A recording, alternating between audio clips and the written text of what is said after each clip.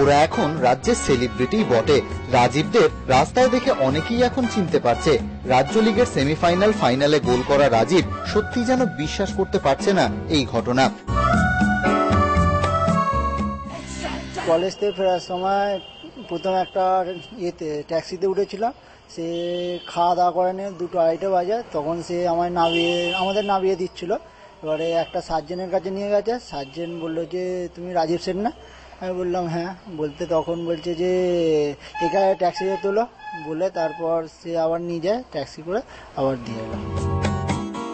সোমবার চ্যাম্পিয়নশিপের ট্রফি হাতে তোলার পর মঙ্গলবার মিষ্টি মুখের পালা রাজ্যের সেরা ফুটবল ক্লাবের। কোচ রমেন দাস বলছেন পুরস্কারের 1.5 লক্ষ টাকা দিয়ে উন্নতি করবেন ক্লাবের পরিকাঠামোর। এই যে টাকাটা পেলো, আমরা জানি অন্তত এই মাঠের ছেলেগুলো যাদের বাবা মা দিতে পারবে, বাকি লোকেদের আমরা অন্তত এই পয়সা দিয়ে অন্তত মেডিক্লেমের ব্যবস্থা করে দেব।